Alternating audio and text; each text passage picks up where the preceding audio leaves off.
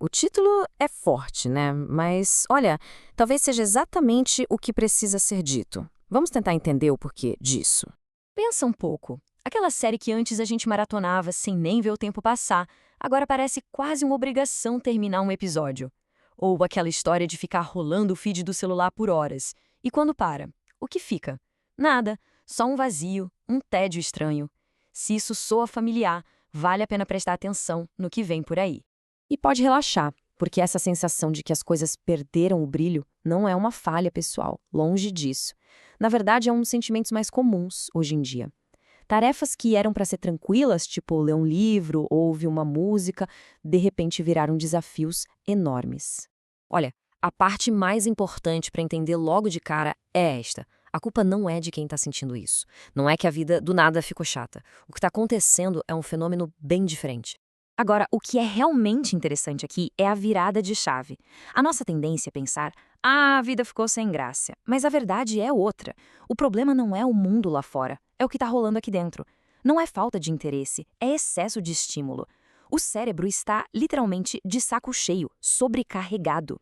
Então, o ponto central é esse. O grande culpado é o ambiente em que a gente vive. É um bombardeio de notificação, vídeo curto, comida superprocessada, likes, tudo desenhado para dar um pico de prazer bem rápido. Como diz a psiquiatra Anna Lembke, a gente vive numa nação dopamina, onde o prazer imediato está disponível o tempo todo. E claro, isso tem um custo. Para a gente entender esse custo, vamos usar uma analogia bem simples, mas que funciona muito bem. Pensa no nosso cérebro como se ele tivesse uma balança interna. De um lado dessa balança, a gente tem o prazer, do outro, a dor. O estado natural do cérebro é sempre buscar um equilíbrio, sabe? A tal da homeostase. Ele não gosta de ficar pendendo demais para nenhum dos lados por muito tempo. Agora, quando a gente vê um vídeo super engraçado ou recebe uma chuva de likes numa foto, essa balança pende com tudo pro lado do prazer. É um pico rápido, intenso. É bom na hora, claro, mas o cérebro não gosta nem um pouco desse desequilíbrio. Então, o que ele faz para compensar? Ele ativa um mecanismo de defesa e empurra a balança para o lado oposto, para o lado da dor.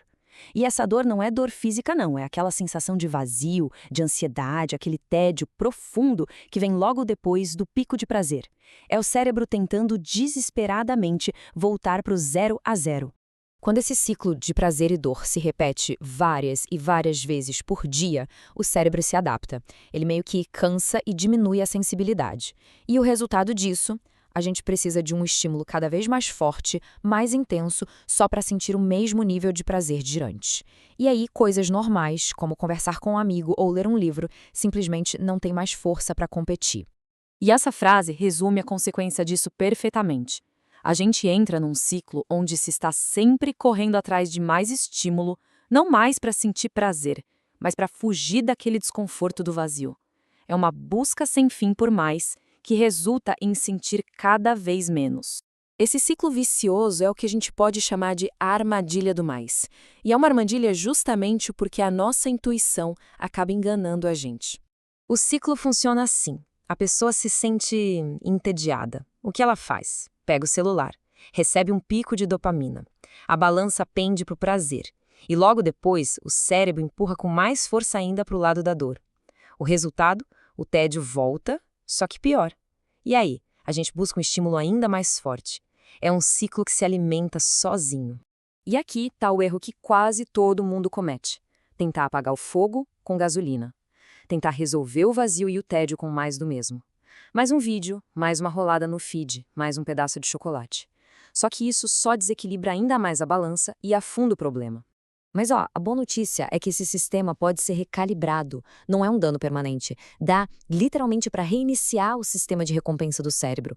A solução não é viver uma vida sem prazer. Pelo contrário, é fazer uma pausa estratégica desses estímulos artificiais e super intensos. É o que o pessoal chama de jejum de dopamina. A ideia é simples, dá um tempo para o cérebro se reequilibrar, para a balança voltar para o centro e a sensibilidade voltar ao normal. E não precisa ser nada radical, viu? Começa pequeno. Por exemplo, Em vez de caminhar ouvindo podcast, que tal tentar caminhar em silêncio? Em vez de cozinhar vendo um vídeo, prestar atenção nos cheiros, nas texturas. A ideia é trocar o prazer barato e intenso por recompensas mais naturais, mais suaves, que exigem um pouquinho mais da nossa presença. E os benefícios de fazer isso são gigantes. Quando o cérebro não está mais sendo bombardeado o tempo todo, ele se acalma. O foco melhora, o sono fica mais profundo, a ansiedade diminui. E o mais incrível de tudo, as coisas simples voltam a ter graça. Um café, uma conversa, o pôr do sol, tudo isso volta a ser prazeroso de verdade.